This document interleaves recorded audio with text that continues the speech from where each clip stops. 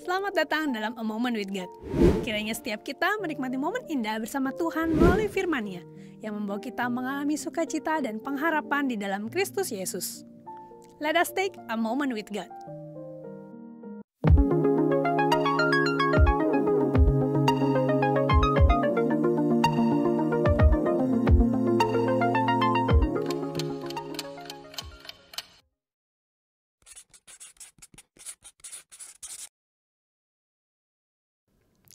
Berbicara tentang hikmat dan kekuasaan, menurut teman-teman, mana nih yang lebih penting?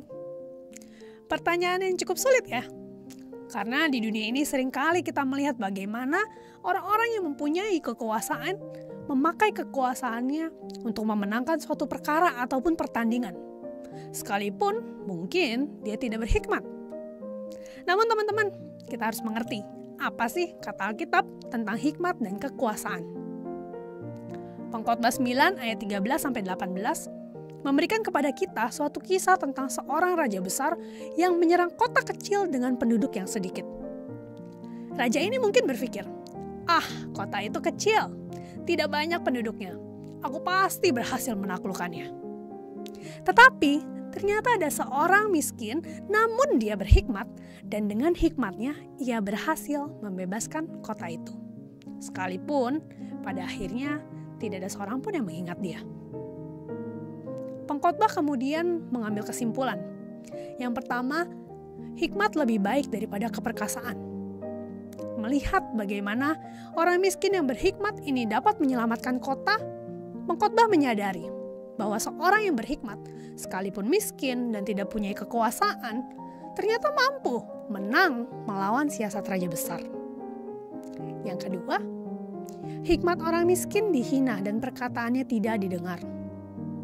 Seperti kisah orang miskin tadi, dia tidak diingat.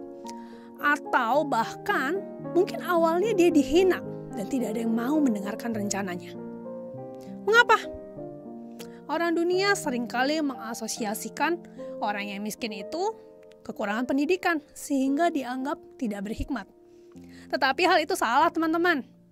Kita sudah pernah belajar ya, bahwa hikmat bukan tentang kecerdasan intelektual, tetapi kemampuan untuk membedakan apa yang benar dan yang salah, apa yang baik dan yang buruk. Dan hikmat lahir dari relasi kita dengan Tuhan. Ayat 17 dalam New King James Version berbunyi, "Words of the wise spoken quietly should be heard, rather than the shout of a ruler of fools." Artinya, perkataan seorang yang berhikmat yang dikatakan dengan tenang seharusnya lebih didengar daripada teriakan penguasa yang tidak berhikmat. Kita perlu belajar nih dengan hal ini. Yang ketiga, hikmat lebih baik dari alat-alat perang. Raja yang menguasai kota kecil tadi pasti datang dengan membawa peralatan perangnya. Tetapi rencananya berhasil digagalkan oleh orang miskin yang berhikmat, sekalipun orang miskin ini mungkin tidak punya senjata. Teman-teman ingat gak pelajaran sejarah tentang perang Indonesia di zaman penjajahan Belanda? Saat itu rakyat Indonesia hanya bersenjatakan bambu runcing, sedangkan tentara Belanda menggunakan senapan, meriam yang tentunya jauh lebih modern. Tetapi dengan kebijaksanaan, pemimpin peperangan Indonesia saat itu mengambil siasat perang gerilya. Dan ternyata itu berhasil mengalahkan tentara Belanda. Teman-teman, dari kisah ini kita bisa melihat bahwa hikmat jauh lebih penting daripada kekuasaan. Kekuasaan tanpa hikmat dapat merusak banyak hal yang baik. Seperti yang tertulis di ayat ke-18. Karena itu teman-teman, perolehlah hikmat. Bangunlah hubungan pribadimu dengan Tuhan dan biarlah hikmat yang daripada Tuhan menuntun setiap jalanmu.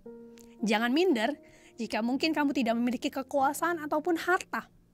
Karena jikalau kamu memiliki hikmat dari Tuhan, kamu dapat mengalahkan dunia.